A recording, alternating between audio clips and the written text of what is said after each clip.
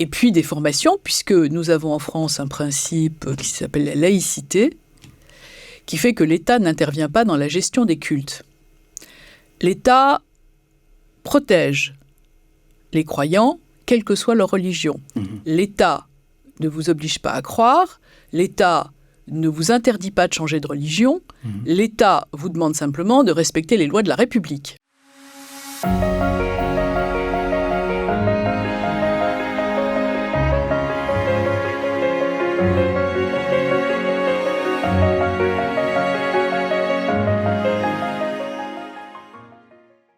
Madame Nathalie Goulet, je suis très heureux de vous accueillir ici à Paris dans le cadre de Podcast de Trends, qui est un centre de recherche très prometteur basé aux Émirats Arabes Unis et qui participe pour la première fois dans cette version de Salon des Livres de Paris. C'est notre deuxième podcast francophone et nous avons la chance et l'honneur de vous avoir avec nous aujourd'hui le 15 avril 2024. Madame Nathalie Goulet, vous êtes la sénatrice de l'Orne-Normandie et vous êtes membre de la commission des finances du Sénat ici en France. Madame la sénatrice, je viens de vous présenter très brièvement, simplement pour vous donner le temps d'abord directement et personnellement de présenter vous-même. Merci. D'abord, merci pour votre invitation. Donc, je suis élue au Sénat depuis 2007. Ça fait 17 ans. J'ai été 10 ans à la Commission des Affaires étrangères, puis à la Commission des Finances. Et en ce moment, je suis rapporteur avec un collègue du budget de l'action extérieure de l'État, c'est-à-dire le ministère des Affaires étrangères. C'est un beau budget. Voilà. Je suis principalement investie sur les questions de lutte contre le terrorisme et de fraude et d'évasion fiscale. Vous allez me dire, les sujets sont divers, mais pas du tout. Parce qu'en fait, le financement du terrorisme utilise les réseaux de la délinquance financière. Exactement. Donc les deux sujets sont en fait liés. D'accord. Alors, Madame la sénatrice, je trouve très pertinent de discuter avec vous d'abord, aujourd'hui, de relations que réunissent actuellement les Émirats Arabes Unis et la France. D'après vous, quels sont les piliers, les principes et les domaines de coopération les plus importants qui marquent actuellement ces relations franco-émiraties ? Alors, je voudrais d'abord vous dire que mon mari, en 1973-1974, a créé les premiers groupes d'amitié avec les pays du Golfe et les Émirats. Toutes ces années, nous avons suivi l'évolution des relations. En 1998, il a publié un rapport pour le Sénat qui s'appelait « Les Émirats Arabes Unis, un nouveau tigre au Moyen-Orient ». C'était tout à fait précurseur et ça anticipait déjà la situation des Émirats. Donc je connais très bien le pays depuis longtemps, avec des amitiés fortes. Et aussi une histoire, puisque mon mari est mort. Donc, vous voyez, je suis liée aux Émirats par différents liens, oui, dont des liens très forts, vraiment très forts, puisque mon mari a reçu la plus haute distinction de la médaille de l'indépendance du Cheikh Khalifa à l'époque. Voilà. Ça, c'est pour le contexte. Et donc, aujourd'hui, alors qu'il a fallu se battre pour convaincre la Sorbonne d'aller à Abu Dhabi, puis le Louvre, puis la base militaire, parce que Jacques Chirac hésitait à avoir cette base militaire aux Émirats, et finalement c'est une décision de Nicolas Sarkozy qui avait été un peu préparée préalablement, mais c'est quand même Nicolas Sarkozy qui a pris cette décision, qui est une bonne décision, voilà, donc les secteurs sont maintenant évidemment le secteur militaire, évidemment le secteur culturel, évidemment, le secteur éducatif, et c'est très, très difficile, parce qu'en réalité, les Émirats sont une terre de croisade pour le français. Voilà. Donc sur les secteurs, et puis beaucoup d'industries, évidemment, le pétrole, le gaz, maintenant le développement durable, tous les secteurs d'activité figurent en bonne place sur les relations entre la France et les Émirats, et c'est une très bonne chose. Et est-ce qu'il y a des coopérations actuelles entre les Émirats Arabes Unis et la France dans le domaine de lutte contre le financement du terrorisme ? Alors, il y a effectivement des coopérations avec les services de renseignement, et puis plus récemment, des questions liées au financement du terrorisme avec une convention qui a été signée avec Tracfin, qui est le service de renseignement financier qui permet de lutter contre le blanchiment et le financement du terrorisme. Donc il y a un accord qui a été signé il y a quelques semaines qui a permis de faire sortir les Émirats de la liste grise des territoires non coopératifs. Madame la sénatrice, comme je viens de le citer, vous êtes membre de la commission des finances du Sénat ici en France. Est-ce possible de nous détailler le rôle que joue cette commission dans la lutte contre le blanchiment des capitaux et le financement de terrorisme? Pas assez.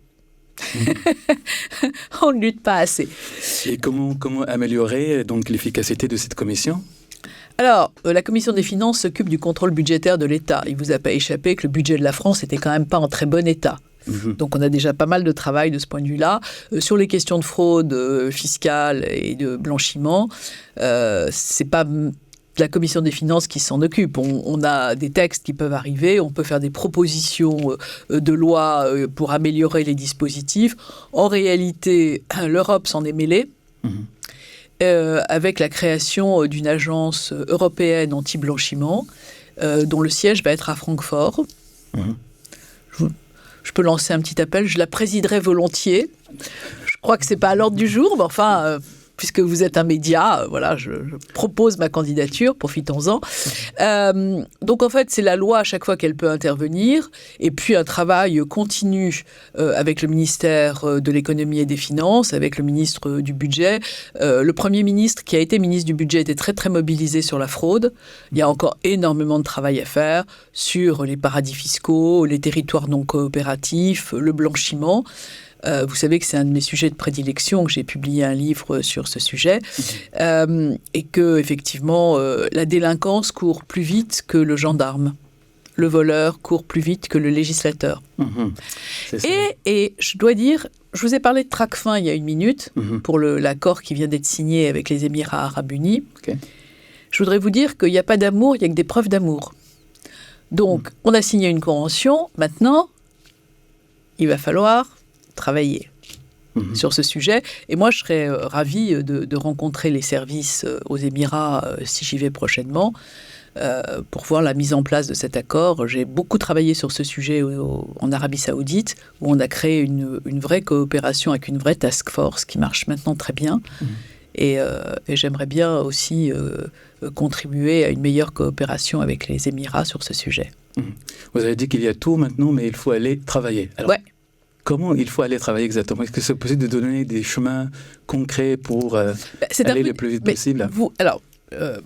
Soyons très clairs. Tout blanchiment d'argent n'est pas financement du terrorisme. D'accord. Mais tout financement du terrorisme, c'est du blanchiment. Exact. D'accord. Et donc, quand vous avez une économie comme Dubaï, par exemple, qui est une économie évidemment mondialisée, où vous avez une liberté de circulation des biens, des services et du cash. On a une expression en français qui dit « on ne va pas se raconter la bonne aventure entre gitans ». C'est mieux de se dire la vérité. On ne va pas se raconter non plus la bonne aventure entre gitans. D'accord. Donc, quand une économie est florissante, avec, je sais pas, des influenceurs, avec des gens qui viennent d'un pays où, par exemple, il y aurait des sanctions, qui arrivent avec leurs petites valises pour acheter un appartement, un bateau, des bureaux et faire du business, ça, c'est pas forcément dans les clous. Voilà. Et donc, c'est extrêmement difficile parce que c'est une mesure extrêmement politique. Et je pense que l'accord qui a été pris avec Tracfin va quand même dans le bon sens, mais que la régulation, elle est éminemment politique. Par exemple, en France, on a ce qu'on appelle les ports francs, c'est-à-dire des zones de non-droit. Il y en a en Suisse, bien sûr, mais il y en a au Luxembourg. Or, le Luxembourg fait partie de l'Union européenne. Politiquement, on n'arrive pas à prendre les mesures qu'il faut pour fermer ces emplacements qui sont des places sans loi. Des zones de non-droit au cœur de l'Europe. Vous savez quel est le pays, le plus grand pays exportateur de bananes? C'est qui? Allez, dites-moi. C'est moi qui interroge. Banana Republic. Bon, je ne sais pas. Martinique. Je ne sais pas. Jersey. Ah. L'île de Jersey. Il n'y a évidemment pas une production de bananes à Jersey, mais comme la fiscalité y est très avantageuse, tous les headquarters de sociétés productrices de bananes sont installés à Jersey. Ce qui fait de Jersey le premier pays producteur de bananes, enfin exportateur. Vous voyez, bon. Jersey, c'est à 2 encablures. Bon, évidemment, avec le Brexit, ça a un peu changé. Mais enfin, c'est des zones de non-droit dans ce qui était jusqu'à il y a quelques années au cœur de l'Europe, mais le Luxembourg demeure au cœur de l'Europe. Bon. Et donc, si vous voulez, d'abord, avant de voir ce qui se passe ailleurs, il faut déjà faire le ménage chez nous. Et il y a beaucoup de travail. Il y a beaucoup de travail parce que les opérations de blanchiment sont évidemment très nombreuses. Elles sont très créatives. Et j'ajoute que les nouvelles technologies n'aident pas. Les cagnottes en ligne, les cryptoactifs sont des nouveaux modes de financement du terrorisme, mais c'est aussi des modes de blanchiment puisqu'il y a de l'opacité. Donc partout où il y a de la non-transparence, il y a du blanchiment. Il y a plein de blanchiment qui est dû au business et bon, c'est du blanchiment. Et puis, il y a une partie de blanchiment qui sert à financer le terrorisme, et ça, c'est quand même beaucoup moins bien. Alors, ma question suivante, c'est quels sont vos efforts personnels dans la lutte contre le financement de la radicalisation menant à la violence? Donc, l'objectif de cette question-là, c'est mettre en lumière vos efforts personnels. Moi, je ne sais pas si on va avoir assez de temps, parce que ça fait 10 ans que j'y travaille. Alors, en 2014... un journaliste français, David Thompson, à qui je rends hommage, a écrit un livre qui s'appelait « Les Français djihadistes ». C'était au moment où des jeunes Français se convertissaient à l'islam pour partir faire le djihad en Syrie et en Irak. Et en terminant de lire ce livre, je me suis dit, on n'a pas les outils juridiques pour combattre un phénomène qu'on ne connaissait pas. Bon. Donc j'ai demandé une commission d'enquête au Sénat que j'ai présidée. Je vous précise quand même que c'était 6 mois avant Charlie. Et plus d'1 an avant le Bataclan. Et donc quand Charlie est arrivé, j'étais déjà à la tête de cette commission d'enquête, ce qui nous a permis de beaucoup travailler, de faire des tas de propositions, de faire évoluer la loi. Alors, elle a évolué d'un point de vue des sanctions, elle a évolué avec une meilleure coordination des services, notamment de renseignement, qui travaillaient de façon indépendante, ce qu'on appelle en français en tuyau d'orgue. Vous savez, les orgues ont des tuyaux comme ça qui contribuent et qui coopèrent jamais. C'était un peu ça. Donc on a organisé avec un coordinateur du renseignement, avec tout ça s'est mis en place avec les outils juridiques et les outils de renseignement, puisque la clé de la lutte contre le terrorisme, c'est le renseignement. Donc on a beaucoup progressé en améliorant notamment tous ces systèmes. Entre Charlie et le Bataclan, c'est-à-dire entre janvier et novembre, on a dépensé plus d'1 milliard d'euros pour rééquiper les forces de police, de gendarmerie, les services de renseignement, améliorer la coopération au niveau européen, prendre des mesures européennes aussi. Donc il y a eu ce très gros travail de fait, sous la pression des attentats. Parce que de la même façon, la lutte contre le blanchiment a progressé, pas parce qu'on voulait lutter contre la fraude fiscale, mais parce qu'il fallait lutter contre le financement du terrorisme. Et comme les deux se percutent, comme je vous l'ai expliqué tout à l'heure, c'est à l'occasion de la lutte contre le financement du terrorisme qu'on a amélioré les dispositions fiscales. Donc ça, c'est tout le bloc juridique, qui dépend du Parlement, bien sûr. Après, il y a un travail très important sur l'islam radical, et notamment l'islam radical en France. Donc, il y a une dizaine d'années... L'islam radical ou l'islamisme radical? L'islamisme radical, l'islam radical. Je ne sais pas, il n'est pas mort, on l'a tué. Je veux dire, le résultat de tout ça est quand même le même.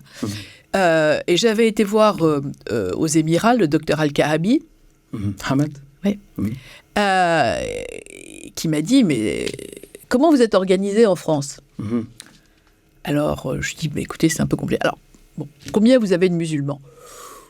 Bon, on ne sait pas bien parce que les statistiques ethniques, on ne peut pas les faire. Ah, bon. Et combien vous avez de mosquées? Bon, on ne sait pas bien non plus parce qu'il y a aussi des mosquées underground. C'est un peu compliqué. Et comment vos imams sont formés? Ben justement, ils sont pas... Ça, c'est la question. Et alors, il y a 10 ans, il m'a dit, alors, il faut tout mettre à plat parce que vous allez nous créer des ennuis. Vous en France. Nous en France. Ouais. Et donc, 10 ans après, on en est exactement au même point. Voilà.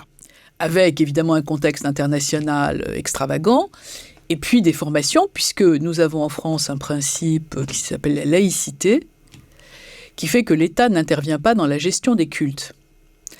L'État protège les croyants, quelle que soit leur religion. L'État ne vous oblige pas à croire, l'État ne vous interdit pas de changer de religion, l'État vous demande simplement de respecter les lois de la République.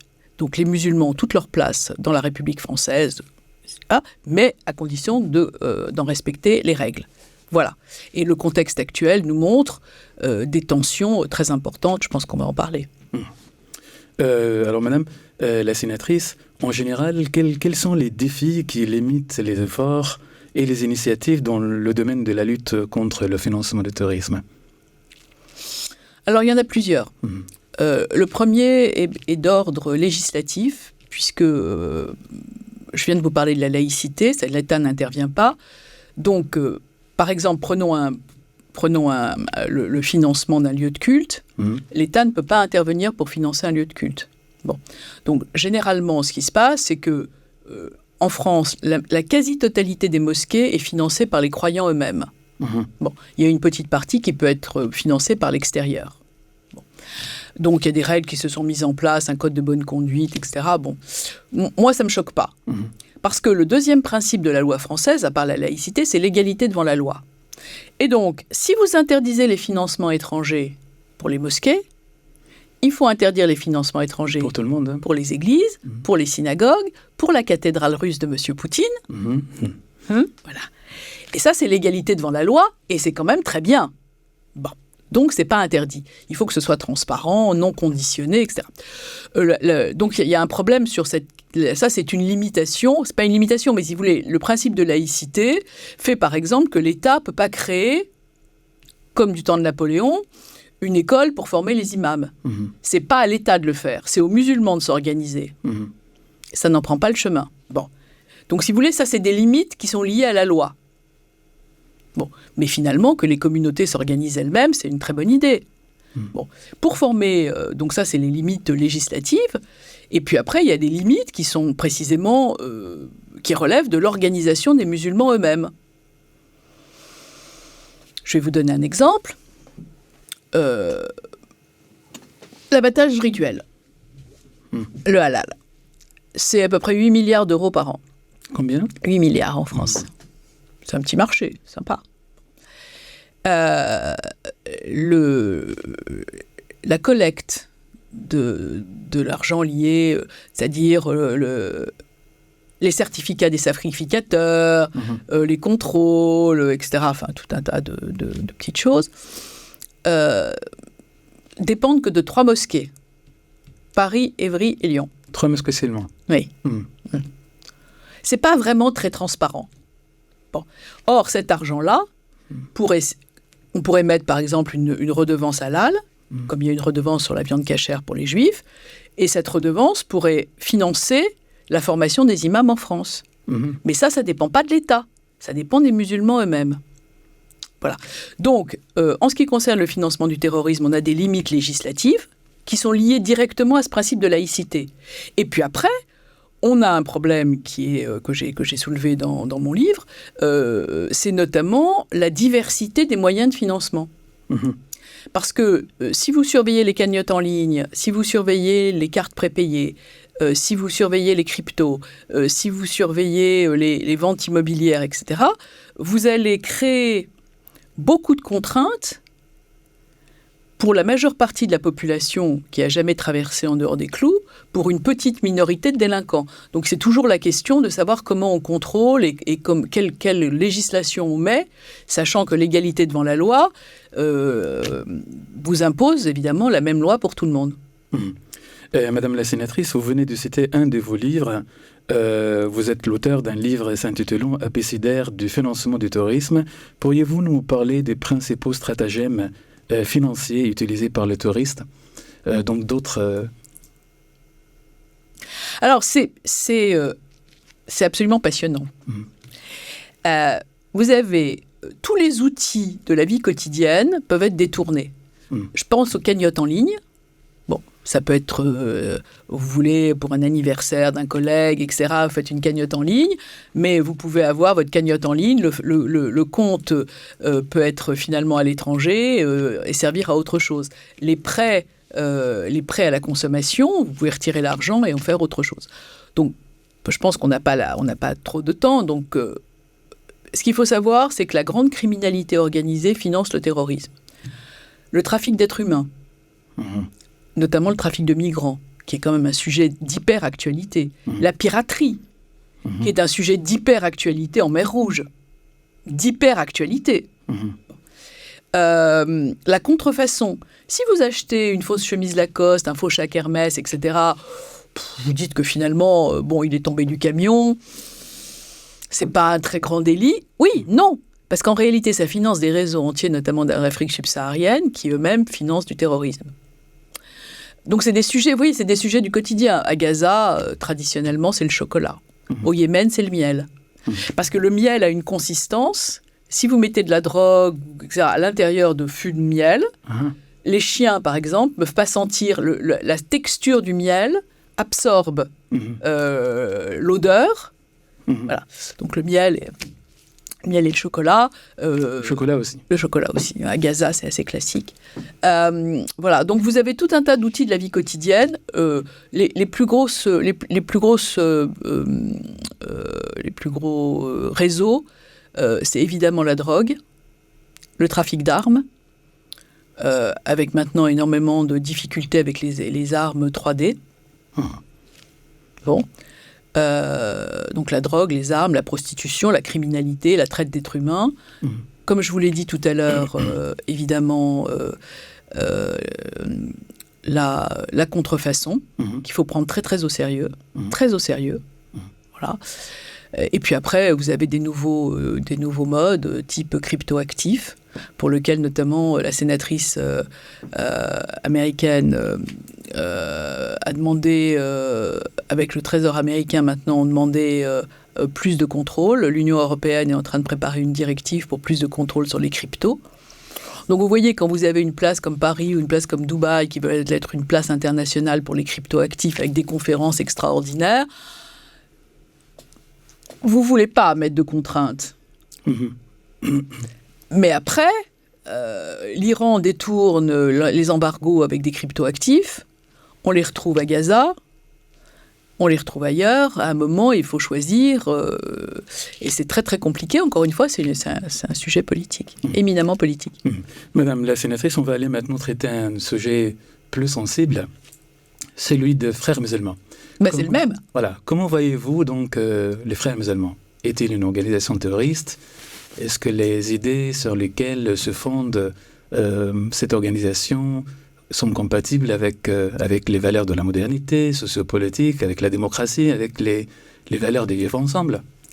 La modernité, ça regarde tout le monde. Je veux dire, si les gens ne veulent pas de télé, ne veulent pas de téléphone portable, c'est leur problème. S'ils veulent faire du vélo au lieu de prendre l'avion, c'est leur souci. Je parle ici de modernité sociopolitique. Non, ça c'est différent. Les principes de la République, c'est assez simple. Liberté, égalité, fraternité, égalité des sexes et évidemment laïcité. Moi, je considère que les frères musulmans sont absolument incompatibles avec la République française. Voilà, c'est pas seulement clair. Avec la République, mais aussi avec n'importe quelle État-nation, à mon avis. Oui, mais si vous voulez, moi je suis en France. Je sais très bien qu'ils sont interdits aux Émirats, ils sont interdits désormais en Allemagne depuis 2 ans. On n'arrive pas à les faire interdire en France et pourtant j'y travaille. Donc, si vous voulez, ce qui se passe, c'est que le réseau des frères musulmans crée du séparatisme. Et ce séparatisme-là, il est inflammable, très inflammable. Ça veut dire que on avait une application qui s'appelait Eurofatwa, qui existe toujours d'ailleurs, qui était hébergée et financée par vos voisins. Voilà. Voilà. Bon, voilà. Qui s'appelait Eurofatwa, qui s'appelle toujours Eurofatwa. On n'a pas réussi à la faire interdire, mais pourtant. Et donc, si de jeunes musulmans écrivent en disant « Est-ce que je peux devenir gendarme ou militaire, etc. », l'appli vous répond « Mais non, parce que vous allez participer avec un État mécréant contre vos frères en Afghanistan ou ailleurs. » Bon. C'est-à-dire qu'en réalité, le site tel qu'il fonctionne crée du séparatisme en faisant rétrograder l'assimilation. Voilà. Donc je pense que c'est un groupement extrêmement dangereux et pour moi, incontestablement, devrait être inscrit sur la liste des organisations terroristes, absolument. Alors, Madame la sénatrice, merci beaucoup d'avoir accepté d'être avec nous aujourd'hui. Je vous remercie. Merci beaucoup. Je vous en prie. Merci. Bonne journée à vous. Merci.